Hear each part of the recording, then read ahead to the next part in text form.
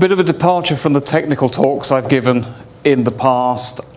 This is really based on the fact I've been around technology for 20 years plus. When I got started, that was cool, that kind of PC there.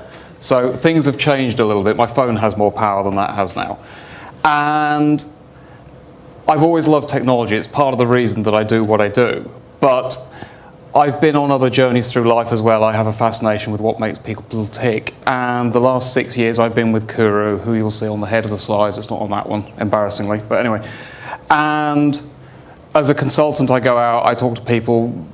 A good proportion of the engagements I undertake end up with Ansible going in, even if Ansible wasn't on the original statement of work.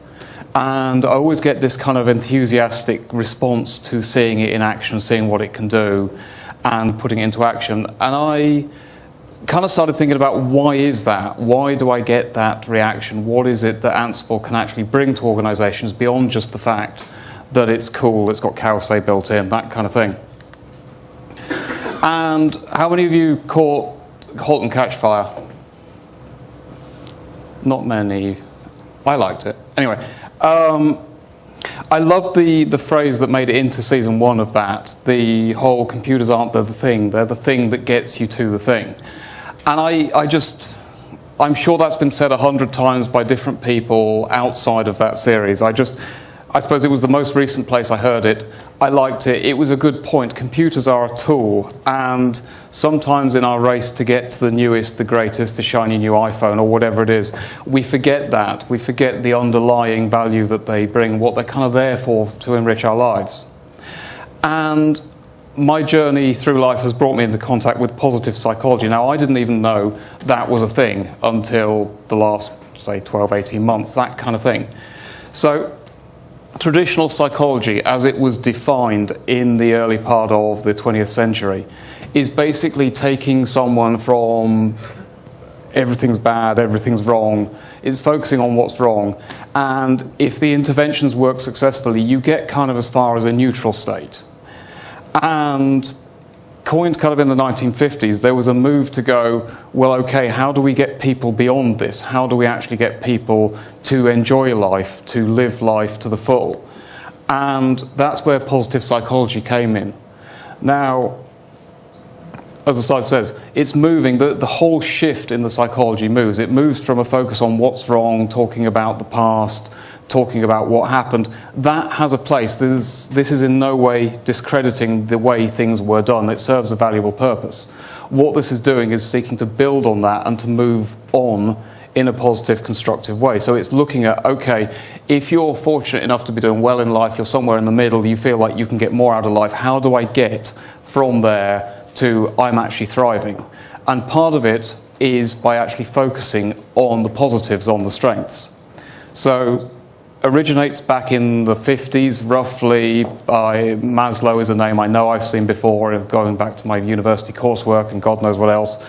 Martin Seligman is probably arguably the modern father of positive psychology. A lot of this presentation is inspired by his book Flourish, which I'm not selling, I have no relation to, but if you do enjoy this, it's a good read, it's well worth it.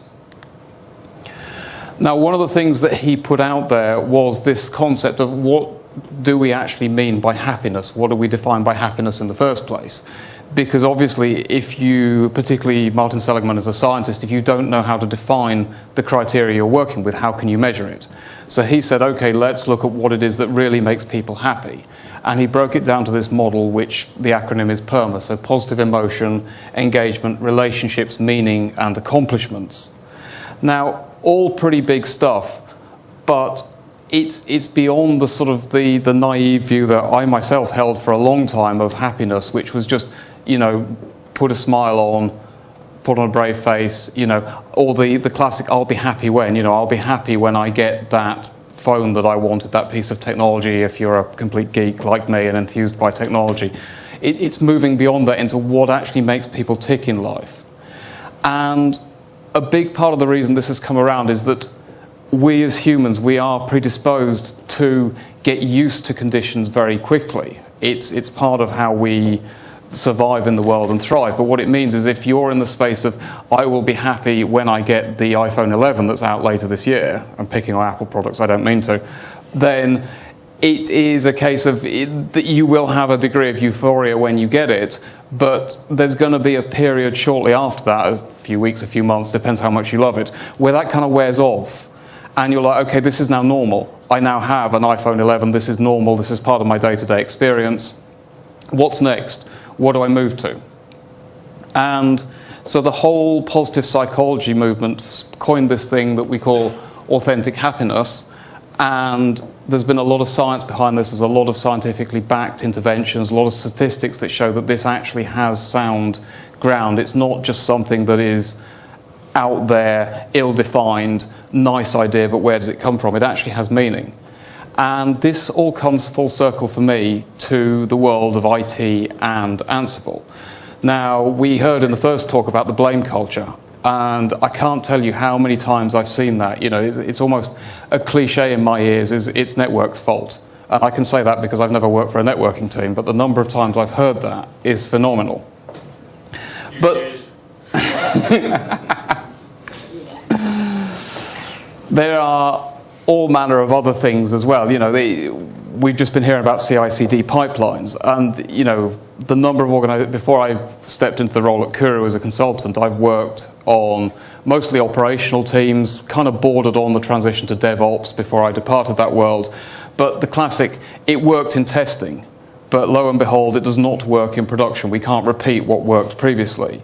The fact that people are always firefighting, there's always something broken that needs fixing, and the number of organizations I've worked with and worked in where there isn't actually the time to spend innovating, doing strategic stuff, making things better, feeling like you're doing something to make a difference, because every day is kind of, I'm going to fix that because it broke, or more accurately, I fixed that because it broke again.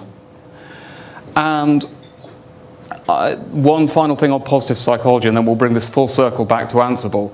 The concept of this thing called a Losada ratio, and this is the clue as to why there is this smiling gentleman on the side of the slide here. That is Dr. Losada who discovered this.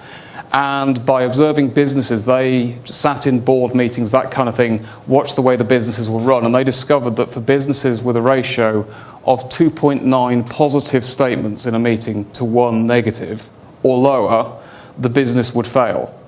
Above that, profitable, thriving business. Now, ironically, that ratio doesn't work for a marriage. If you're at 2.9 to 1, you're heading for divorce. And you actually want a level of 5 to 1 for a marriage to flourish.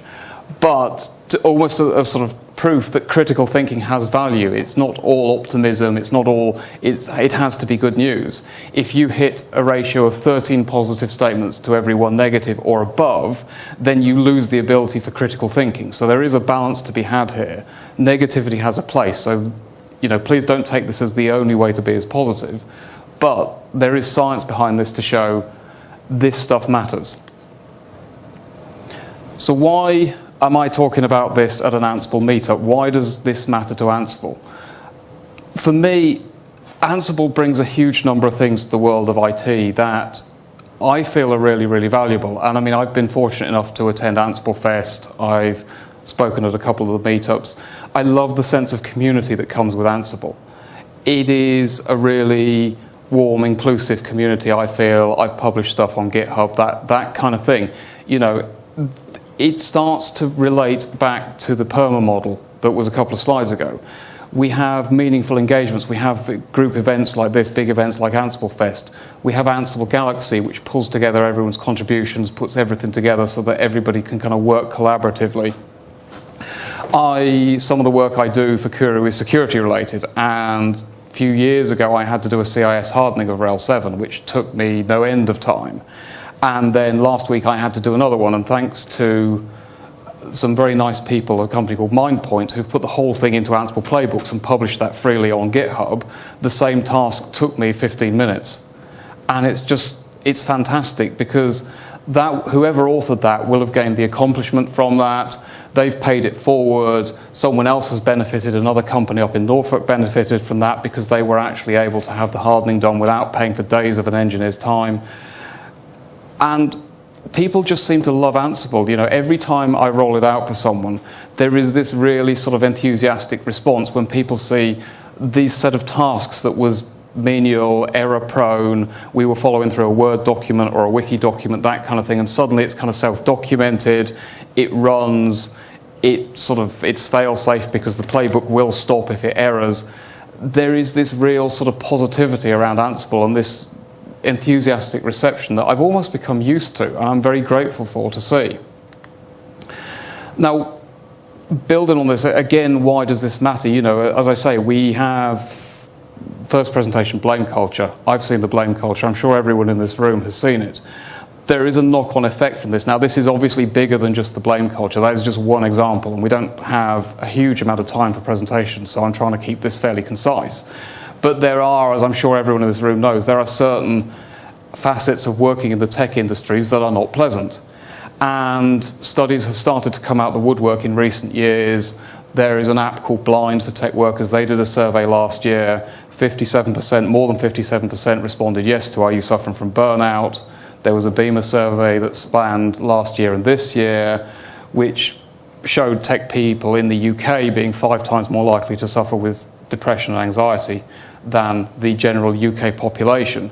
So there are issues here with the health and well-being of people who work in technology. And for me, I think it matters that we can do something about that. And this is not to say Ansible is the only solution, but it is part of the solution for me because it actually fits in with the PERMA model. Now, the other thing is this whole focus on authentic happiness, positive psychology, it's all about being solution focused. And for me, Ansible is all about solution focused because when you're writing a playbook, when you're writing modules, you've got an end game in mind. What you're doing is you're doing it to solve a problem. You're not actually thinking about the problem. You're writing a solution and then possibly sharing it with the world as we do.